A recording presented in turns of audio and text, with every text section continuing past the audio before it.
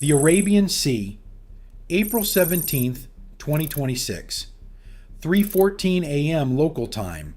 A crude oil tanker called the Shandong Dawn is moving east through the Gulf of Oman. Its automatic identification system reports a Liberian flag. Its hull markings report something else. Its last logged port of call, according to satellite imagery reviewed by independent maritime trackers, is Karg Island, Iran. The U.S. Navy blockade has been live for 76 hours. The Shandong Dawn crosses the enforcement perimeter. Nobody hails it. Nobody boards it. Nobody turns it around. At 0900 Zulu, U.S. Central Command issues its daily compliance briefing. The number of interdictions reported, 12. The number of vessels tracked by independent analysts crossing the line undetected or untouched, at least 9. Both numbers can be technically true. The ceasefire expires in 72 hours.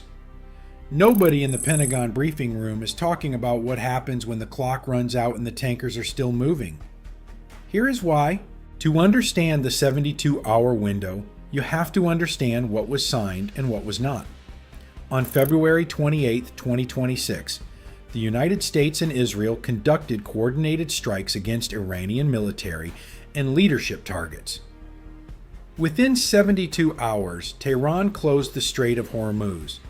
By mid-March, oil prices had climbed past 50% above pre-war levels, and global shipping insurance markets in London effectively stopped underwriting Gulf transits. On April 8th, the two sides agreed to a fragile 2-week ceasefire. The terms included Iranian commitment to reopen the strait. Iran did not fully reopen it. Tehran began charging passage tolls exceeding $1 million per vessel and asserted unilateral control over which ships crossed. On April 12th, negotiations in Islamabad collapsed. On April 13th, President Trump declared a naval blockade. On April 14th, U.S. Central Command began enforcement operations.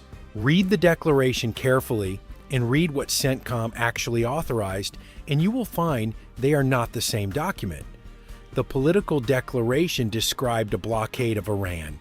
The operational order authorizes interdiction of vessels trading with Iranian ports and coastlines, regardless of flag. The strait itself is not closed. International maritime law makes a full closure impossible without a declared state of war, and neither side has declared one.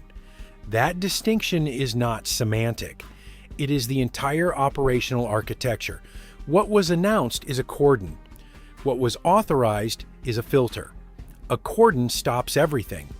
A filter requires the Navy to know in real time the destination and beneficial ownership of every vessel crossing one of the most congested maritime corridors on the planet. Here is the mechanical reality of what the U.S. Navy is being asked to do.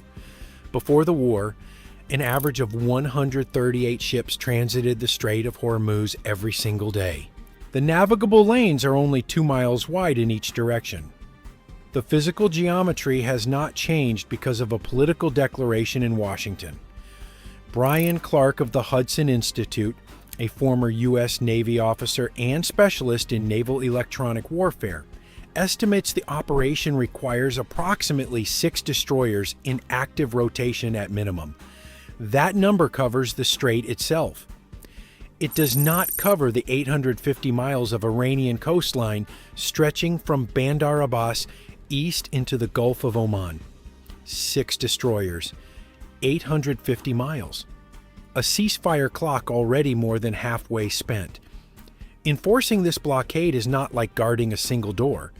It is like guarding a warehouse with 850 loading bays with 6 security teams inside a 72-hour audit window, while the tenant has spent 40 years installing hidden corridors the auditors don't have on the floor plan.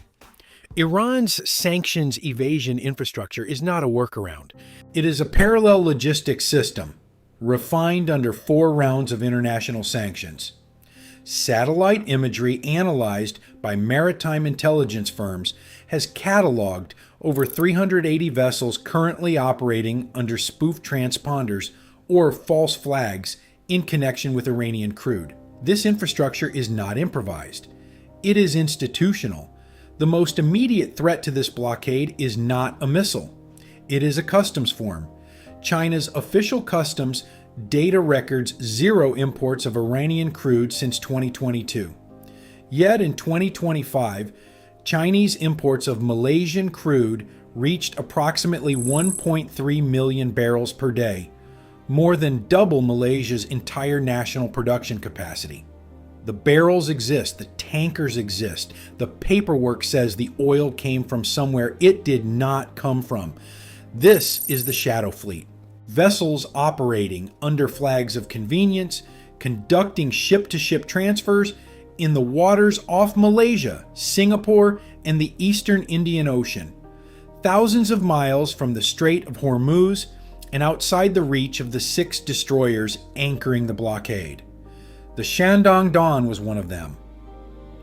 The BBC Verify unit has independently identified 7 vessels with known Iran links that transited the strait after April 14th. The Pentagon's April 16th compliance briefing reported 0 breaches. Both statements can be technically true. That is the problem. 0 breaches refers to vessels the Navy interacted with. It does not refer to vessels that crossed outside active destroyer coverage, or vessels whose documentation was formally compliant at the moment of transit. The logs reflect what the Navy saw. They do not reflect what the Navy did not. Iran does not need to win the 72 hours. It needs to survive them. Washington has already responded. The response is the new problem. On April 15th, U.S. Naval Forces Central Command broadened the blockade's operational authority. Boarding and seizure of sanctioned vessels are now authorized anywhere in the world, regardless of flag. A tanker off Malaysia is now, on paper, subject to the same enforcement authority as a tanker entering the strait. On paper, this closes the shadow fleet loophole. In practice, it opens a different question. The question is whether the United States Navy is actually prepared to board a vessel carrying Iranian crude destined for a Chinese refinery during an active tariff war between Washington and Beijing. That question has not been answered. It has also not been publicly asked. Carl Schuster, a former U.S. Navy captain and director of operations at U.S. Pacific Command's Joint Intelligence Center, has noted that the current forward deployed force is positioned well back from the Iranian coast, limiting Tehran's kinetic response options. Schuster's analysis is correct, and also beside the point.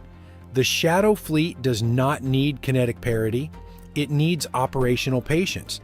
It needs Beijing to continue taking delivery. It needs 72 hours, then another 72, then another, until blockade enforcement quietly becomes blockade theater. Iran does not need to defeat the U.S. Navy. It needs to outlast a news cycle. The single most dangerous actor in this scenario is not sailing under an Iranian flag. On April 14th, China's Ministry of Foreign Affairs called the blockade dangerous, irresponsible, and a violation of the principles of freedom of navigation. Beijing has not softened the language. It has not offered mediation. China purchases an estimated 90% of Iran's exported crude, the revenue stream that has kept the Iranian state solvent through 4 rounds of intensifying sanctions. The 72-hour window does not close in Tehran. It closes in Beijing. The International Monetary Fund cut its 2026 global growth forecast this week to 3.1%, warning of an adverse scenario in which sustained oil prices near $100 per barrel trigger synchronized slowdown across OECD economies. Brent crude closed at $94 yesterday. No NATO ally has formally endorsed the blockade.